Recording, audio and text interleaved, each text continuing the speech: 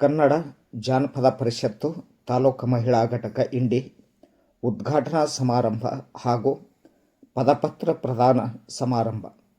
ಹೌದು ವೀಕ್ಷಕರೇ, ಇಂಡಿ ಪಟ್ಟಣದ ಶಾಂತೇಶ್ವರ ಮಂಗಲ ಕಾರ್ಯಾಲಯದಲ್ಲಿ ಈ ಕಾರ್ಯಕ್ರಮ ನಡೆಯಿತು. ಕಾರ್ಯಕ್ರಮದ ಅಧ್ಯಕ್ಷತೆಯನ್ನು ಶ್ರೀ ಪಿ.ಜಿ. ಅಬಜಿ ತಾಲೂಕಾಧ್ಯಕ್ಷರು ಕ.ಜ.ಪ. ಇಂಡಿ ಇವರು ವಹಿಸಿ ಮಾತನಾಡುತ್ತಿದ್ದರು. ಉದ್ಘಾಟಕರಾಗಿ ಡಾಕ್ಟರ್ ಜಾನಪದ ಎಸ್. ಬಾಲಾಜಿ, ರಾಜ್ಯಾಧ್ಯಕ್ಷರು, ಜಾನಪದ ಸಾಹಿತ್ಯ ಪಠ್ಯ ವಿಷಯದಲ್ಲಿ ಸೇರ್ಪಡೆಯಾಗಬೇಕು ಎಂದು ತಿಳಿಸಿದರು. ಪದಪತ್ರ ಪ್ರದಾನ ಮಾಡಿದ ಶ್ರೀಮತಿ ದ್ರಾಕ್ಷಾಯಣಿ ಬಿರಾದಾರ್, ಮಹಿಳಾ ಘಟಕದ ಜಿಲ್ಲಾಧ್ಯಕ್ಷರು, ಜಾನಪದ ಒಡಪುಗಳನ್ನು ಹೇಳಿದರು. ಮುಖ್ಯ ಅತಿಥಿಗಳಾಗಿ ಭಾಗವಹಿಸಿದ ಸುಜಾತ ಪೂಜಾರಿ, ಅಕ್ಷರ ದಾಸೋಹ ಯೋಜನಾಧಿಕಾರಿ ಮಾತನಾಡುತ್ತಾ ಜಾನಪದ ಬೆಳೆದು ಬಂದ ಬಗೆಯನ್ನು ವಿವರಿಸಿದರು.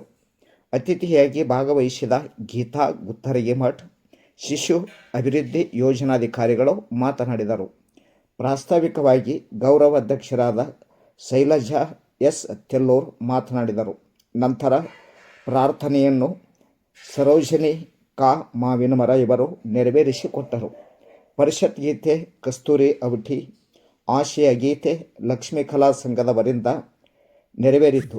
ಕಾರ್ಯಕ್ರಮದ ನಿರೂಪಣೆಯನ್ನು ಶ್ರೀಮತಿ ದಾನಮ್ಮ ಹಿರೇಪಠ್, ಸ್ವಾಗತ ಭಾಷಣ ಭಾಗ್ಯಜ್ಯೋತಿ ಭಗವಂತಗೌಡರ್, ವಂದನಾರ್ಪಣೆ ಶಾಂತಲಾ ಮಹೇಂದ್ರಕರ್ ನೆರವೇರಿಸಿದರು. ಈ ಕಾರ್ಯಕ್ರಮದಲ್ಲಿ ಎಸ್.ಆರ್. ಪಾಟೀಲ್, ಸಕೀನಾ ಬೇಗಂ, ಎಚ್. ಪಾಟೀಲ್, ಜ್ಯೋತಿ ಸನತ್, ಸಾವಿತ್ರಿ ಬಣಕಾರ್, ಭಾರತಿ ಬಡಿಗೇರ್, ರಾಜಶ್ರೀ ಗೋಡ್ಕೆ, ರಾಜಶ್ರೀ ಕ್ಷತ್ರಿ, ಜ್ಯೋತಿ ವಂದಾಲ್, ಸುಗಂಧಾ ಪಾಟೀಲ್, ಶ್ರೀದೇವಿ ಸನಗೊಂಡ್, ಶ್ಯಾಮಲಾ ಬಗಲಿ, ಜಯಮಾಲಾ ಪಾಟೀಲ್ ಮುಂತಾದವರು ಉಪಸ್ಥಿತರಿದ್ದರು.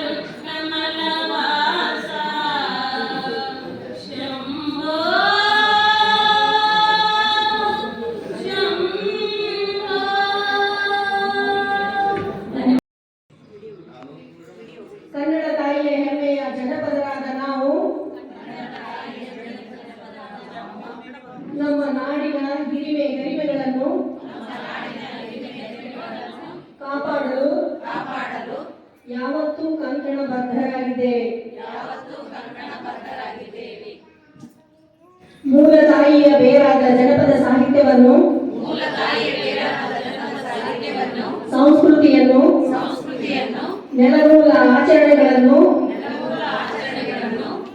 ಒಟ್ಟ ದಿಸೆಯಲ್ಲಿ ಸದಾ ಪ್ರಯತ್ನಶೀಲರಾಗಿರುತ್ತೇವೆಂದು ಕನ್ನಡ ಜನಪದ ಪರಿಷತ್ತಿನ ಸದಸ್ಯರು ಪದಾಧಿಕಾರಿಗಳಾದ ನಾವು ಇಂದು ಮನಸ್ಸಾಕ್ಷಿಯಾಗಿ ಆಣೆ ಮಾಡುತ್ತೇವೆ. ಜೈ ಜನಪದ. ತಾಯಿ ಗರ್ಭದಿಂದ ಹಿಡಿದು ಭೂಗರ್ಭದವರೆಗೂ ನಮ್ಮ ಪಯಣ ಏನಿದೆಯಲ್ಲ ಅದೇ ಜಾನಪದ. ಬಹಳ ದೊಡ್ಡದು. ಜಾನಪದ ಅಂದ್ರೆ ಎಷ್ಟೋ ಜನ ಹಾಡೋದು ಕುಣಿಯೋದು ಅನ್ಕೊಂಡ್ಬಿಟ್ಟಾರೆ. ಅದೆರಡು ಅಲ್ಲೇ ಅಲ್ಲ, ದೊಡ್ಡ ಪರಂಪರೆ ಜಾನಪದ ಅಂದ್ರೆ. ಗ್ರೀಕ್ ದೇಶದಲ್ಲಿ ಮೊದಲು ಫೋಕ್ ಮತ್ತೆ ಫೋಕ್ ಪದ ಒಪ್ಪಿಕೊಂಡಿತ್ತು. ನಂತರ ಕರ್ನಾಟಕದಲ್ಲಿ ಅದು ಜನಪದ ಮತ್ತು ಜಾನಪದ ಅಂತ ಆಹ್ವಾನ ಆಯ್ತು. ದಕ್ಷಿಣ ಭಾರತದಲ್ಲಿ, ದಕ್ಷಿಣ ಕರ್ನಾಟಕದಲ್ಲಿ ಅಥವಾ ಉತ್ತರ ಕರ್ನಾಟಕದಲ್ಲಿ, ಮಧ್ಯ ಕರ್ನಾಟಕ ಭಾಗಗಳಲ್ಲಿ ಪ್ರತ್ಯೇಕವಾದಂತಹ ಜಾನಪದ ಪ್ರದರ್ಶನ ಕಲೆಗಳಿದೆ ಮತ್ತು ಮೌಖಿಕ ಪರಂಪರೆಗಳಿದೆ. ನಾವು ಇತ್ತೀಚಿನ ದಿನಗಳಲ್ಲಿ ನಾವು ಗಮನಿಸಿರ್ತಕ್ಕಂಥದ್ದು ನೋಡಿದ್ರೆ ಸೋಪಾನ ಪದಗಳು ರಾಜ್ಯದ ಎಲ್ಲ ಜಿಲ್ಲೆಗಳಿಗೂ ಸಹ 30 ಕಿಲೋಮೀಟರ್ ಅಂತರದಲ್ಲಿ ಸೋಪಾನ ಪದಗಳ ದಾಟಿ ಬದಲಾವಣೆ ಆಗ್ತಾ ಇರ್ತದೆ. ಭಾಷೆಯಲ್ಲಿ ಸ್ವಲ್ಪ ವ್ಯತ್ಯಾಸಗಳು ಕಾಣ್ತಾ ಇದ್ದೀವಿ. ಕನ್ನಡ ಜಾನಪದ ಪರಿಷತ್ ಮಹಿಳೆಯರಿಗೋಸ್ಕರ ಮುಂದಿನ ದಿನಗಳಲ್ಲಿ ಬಹಳಷ್ಟು ಯೋಜನೆಗಳನ್ನು ರೂಪಿಸಿಕೊಂಡಿದ್ದೀವಿ. ರಾಜ್ಯ ಮಟ್ಟದಲ್ಲಿ ಈಗಾಗಲೇ ಇಂದ ನಾವು ಗಾದೆ ಸ್ಪರ್ಧೆ ಮಾಡಿದ್ದೀವಿ, ಒಗಟು ಸ್ಪರ್ಧೆ ಮಾಡಿದ್ದೀವಿ, ಒಡಪು ಸ್ಪರ್ಧೆಗಳು ಮಾಡಿದ್ದೀವಿ. ಮುಂದುವರೆದು ಅದ್ರ ಬಗ್ಗೆ ಒಂದಷ್ಟು ಟೆಕ್ಸ್ಟ್ಗಳು ಸಹ ನಾವು ಮಾಡಿ ಸಣ್ಣ ಸಣ್ಣ ಪುಸ್ತಕಗಳನ್ನ ಶಾಲಾ ಕಾಲೇಜು ವಿದ್ಯಾರ್ಥಿಗಳು ಹಂಚಕ್ಕಂತ ಕೆಲಸಗಳು ಮಾಡ್ತಾ ಇದ್ದೀವಿ. ಜನಪದ ಆಟಗಳ ಬಗ್ಗೆ ಹೆಚ್ಚು ಜಾಗೃತಿ ಮೂಡಿಸ್ತಕ್ಕಂಥ ಸಮಾರಂಭದ ಅಧ್ಯಕ್ಷತೆಯನ್ನು ವಹಿಸಿರ್ತಕ್ಕಂಥ ಅವಿಜಿಯವರು ನನ್ನನ್ನು ಶಿಕ್ಷಾರ್ಹಗಿರಬೇಕು ನನ್ನನ್ನು ಕೇಳಿದ್ರು. ಮೇಡಮ್, ನಾವೆಲ್ಲ ಕೂಡಿ ಒಂದು ಜನಪದ ಸಾಹಿತ್ಯ ಫಂಕ್ಷನ್ ಮಾಡಬೇಕಂತ ಮಾಡಿದ್ವಿ ಅಂತಂದ್ರು. ಆಯ್ತು ಮಾಡಿ ಅಂತ ಹೇಳಿದೆ. ಆ ನಂತರ 6 ತಿಂಗಳ ನಂತರ ಇಲ್ಲಿವರೆಗೂ ಸಸ್ಯ ಇಟ್ಟಿರ್ಲಿಲ್ಲ. ಅಕಸ್ಮಾತ್ ನಮ್ಮ ಮನೆಗೆ ಬಂದು ಎಲ್ಲರೂ ಮೇಡಮ್ ಹಿಂಗೆ ಮಾಡಕ್ಕಂತ ಮಾಡಿದ್ರು. ಆಯ್ತು ಮಾಡಿ, ಅದಕ್ಕೆ ಏನೇನು ಬೇಕು ಕೆಲವು ನಮ್ಮಿಂದ ಏನು ಸಾಧ್ಯ ಆಗ್ತದೋ ಅದನ್ನು ನಾವು ಕೊಡ್ತೀವಿ, ಅದ್ರ ಬಿಟ್ಟು ಉಳಿದದ್ದನ್ನು ಎಲ್ಲರೂ ಕೂಡಿ ಮಾಡೋಣ ಅಂತ ಹೇಳಿದ್ರು. ಅದೇ ರೀತಿ ಭಗವಂತ ಮೇಡಮ್ ಅವರು ಬಂದು ಮೇಡಮ್ ಮಾಡ್ಬೇಕಂತ ಮಾಡಿದ್ವಿ, ನೀವು ಗೌರವ ಅಧ್ಯಕ್ಷರ ಆಗಲಿ ಅಂತಂದ್ರು. ನಾನು ಹೇಳಿದೆ ಮನೆಗೆ ನೋಡ್ರಿ, ಜಾನಪದ ಸಂಗೀತ ಎಷ್ಟೊಂದು ಅಭಿರುಚಿಯಾಗಿ, ಎಷ್ಟೊಂದು ಪ್ರಾಮುಖ್ಯತೆಯಾಗಿ, ಎಷ್ಟು ಸಿಹಿಯಾಗಿ ತಿಳಿಯಾಗಿದೆ ಅಂತಂದ್ರೆ ನಿಮ್ಗೆ ಗೊತ್ತು. ಮಕ್ಕಳನ್ನ ಲಾಲಿಸೋದು ಪಾಲಿಸೋದು ಹೇಗೆ ಅನ್ನೋದು ನಮ್ಗೆಲ್ಲರಿಗೂ ಗೊತ್ತು. ಈಗಂತೂ ಮಕ್ಕಳನ್ನ ಲಾಲಿಸೋದು ಪಾಲಿಸೋದು ಬಿಟ್ಟು ಕೇವಲ ಮಕ್ಕಳು ಹುಟ್ಟಿದ ತಕ್ಷಣ ಅವ್ರ ಕೈಯಲ್ಲಿ ಮೊಬೈಲ್ ಕೊಡ್ತೀವಿ. ಮೊಬೈಲ್ ಇಲ್ಲ ಅಂದ್ರೆ ಏನೂ ಇಲ್ಲ ಅನ್ನೋ ಮಟ್ಟಕ್ಕೆ ಇವತ್ತು ನಾವು ಬಂದಿದ್ದೇವೆ. ಚಿಕ್ಕ ಮಕ್ಕಳು ಇನ್ನೂ ಎಳೆ ಹೇಗೆ ಜಡೆ ಎತ್ತಬೇಕು ಅಂತ. ಈ ಹಿಂದೆ ಮದುವೆಗಳಲ್ಲಿ ಜಡೆ ಎಣ್ಣೆದೇ ಆದವು. ಟಿವಿ ಇರಲಿಲ್ಲ, ಮೊಬೈಲ್ ಇರಲಿಲ್ಲ, ಕ್ಯಾಮ್ರಾ ಇರಲಿಲ್ಲ. ಜಡೆ ಎಣ್ಣೆಯೋದು ನೋಡಲಿಕ್ಕೆ ಬರೋ ಜನ ಎಷ್ಟು ಜನ ಜಡೆ ಬುಕ್ಕಿಂಗ್ ಜಡೆ ಹಾಕೋದು ನೋಡೋದಕ್ಕೆಲ್ಲ ಅದೆಲ್ಲ ಮತ್ತೆ ಮರುಕಳಿಸ್ಬೇಕು. ಈಗ ಮದುವೆಗಳಲ್ಲಿ ಮತ್ತೆ ಹಾಕ್ಬೇಕು ಅಂತೇಳಿ ಪ್ರಯತ್ನ ಮಾಡ್ತಾ ಇದ್ದೀವಿ. ಈಗ ಬೆಂಗಳೂರಲ್ಲಿ ಅಕ್ಕಪಕ್ಕ ಯಾರೇ ಮದುವೆ ಆದ್ರೂ ನಾವು ಕೆಲಸ ಮಾಡ್ತೀವಿ. ಮದುವೆ ಮಾಡ್ತಕ್ಕಂಥ ತಾಯಿ ತಂದೆಗೆ ಮನವಿ ಮಾಡ್ತೀವಿ. ನೋಡಿ, 5,000 ರೂಪಾಯಿ ನಮ್ಮ ಜನಪದ ಮೂಲ ಕಲಾವಿದರಿಗೆ ಸೋಮನ ಪದಾರ್ಥ ಕೊಡಿ, ಮದುವೆ ಶಾಸ್ತ್ರ ಹೇಳೋರು 2,000 ಕೊಡಿ ಅಂತ ಕರೆಸಿದ್ರೆ ಅವ್ರು ಇವಾಗ ಬಟ್ಟೆನ ಫ್ರೀ ಆಗಿ ಕೊಟ್ಟು ಕಳಿಸ್ತಾರೆ. ಅಂದ್ರೆ ಒಂದಷ್ಟು ಕಲಾವಿದರಿಗೆ ಒಂದಷ್ಟು ಮಾನ್ಯತೆ ಸಿಗ್ತಾ ಇದೆ ಮದುವೆಗಳಲ್ಲಿ.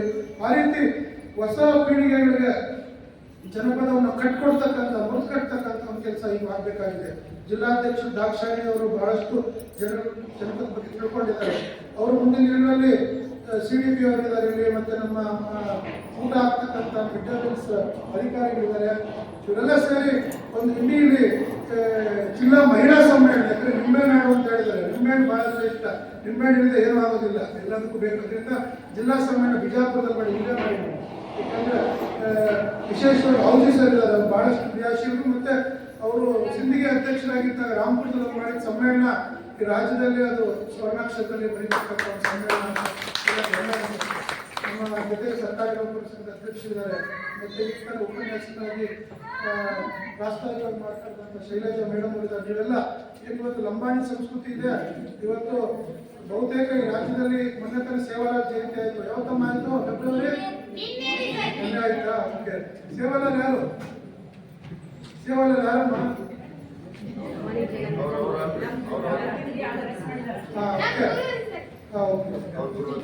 ಸೇವಾಲಾಲ್ ಈಗ ವಿಶೇಷವಾಗಿ ಬಹುತೇಕ ಪ್ರಮುಖ ಸಂಸ್ಕೃತಿಗಳಲ್ಲಿ ಇವರು ರಾಜಸ್ಥಾನದ ಮೂಲದವರು. ಯಾರು? ರಾಜಸ್ಥಾನದಿಂದ ಈ ಕಡೆ ಬರ್ತಾ